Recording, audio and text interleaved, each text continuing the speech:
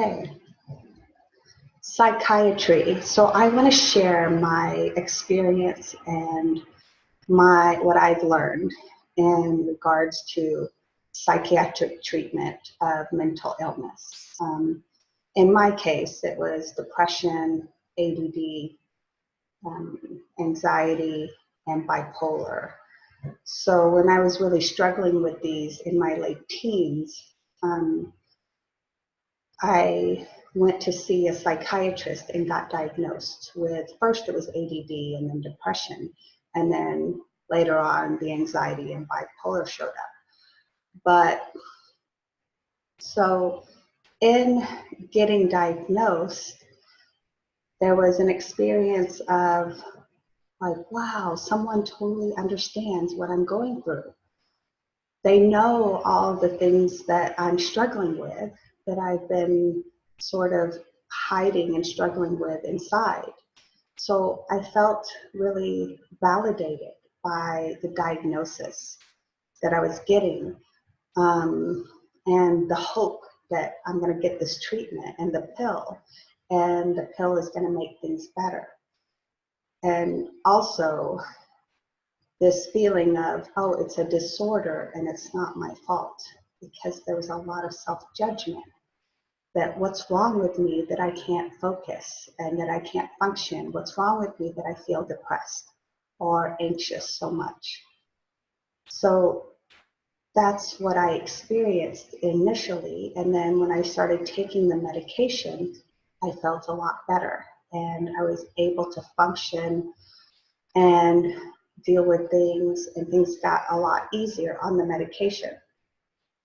But with time, I started to wonder, I had a lot of questions, you know, is it true that the only treatment for ADD is to take a pill? Is there any other better way? And I started sort of looking into these things. And I remember even being on an online forum for people with ADD, depression, and anxiety, and asking questions. Has anyone cured themselves? Have you found something that's better than being medicated? And these things. And there were moderators that would come in and would say, there's no cure. It's permanent. You can only manage it.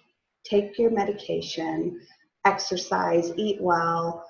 That's the best you can do. So I remember feeling like, oh, I'm not supposed to look for a cure. Like, this is not okay.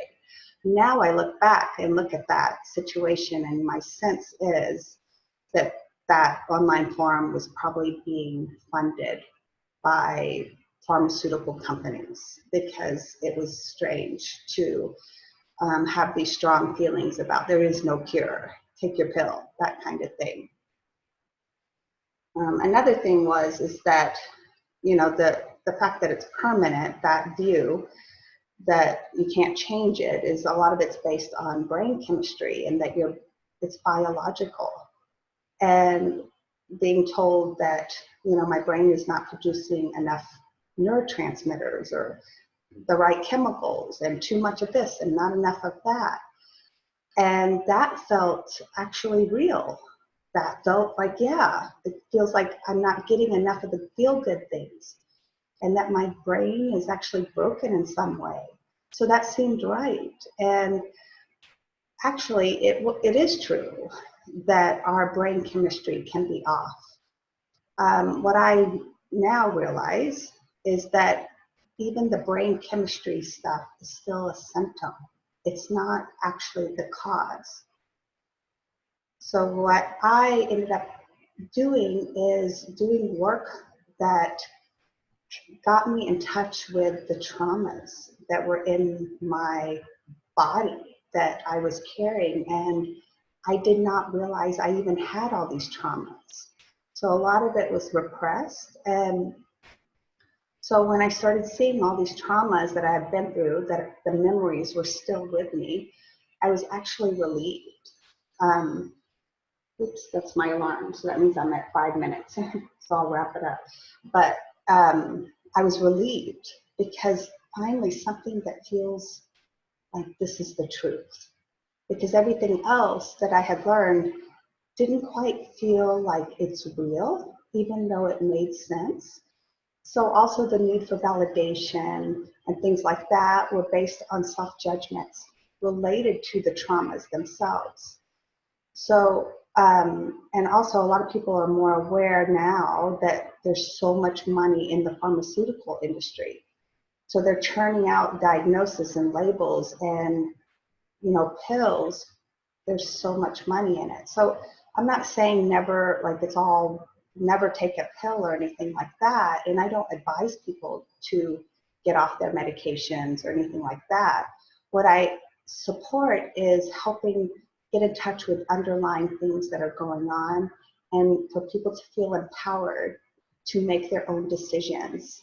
Now I can't imagine giving my authority away to someone who's going to label me and limit me and make me feel like I'm sick or, you know.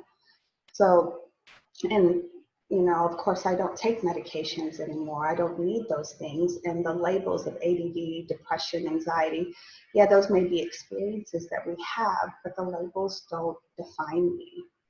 And the symptoms and all those things have largely gone away. And anything about myself that maybe I just needed to accept that I'm a little bit different, or, you know, we don't need to fit in or fit it into an ideal.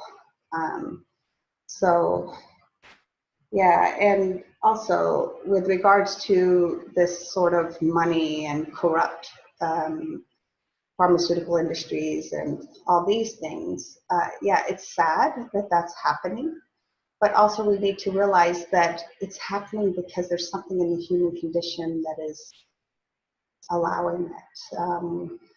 You know, so being empowered and learning how to take responsibility for, we need to do our own healing, and whether you take medications or not is your choice. But I don't recommend just taking a pill, accepting the label, and that's it. I definitely encourage people to do healing work and work on these things so that you can find your own answers instead of just accepting sort of the limiting labels. So be brave and face yourself.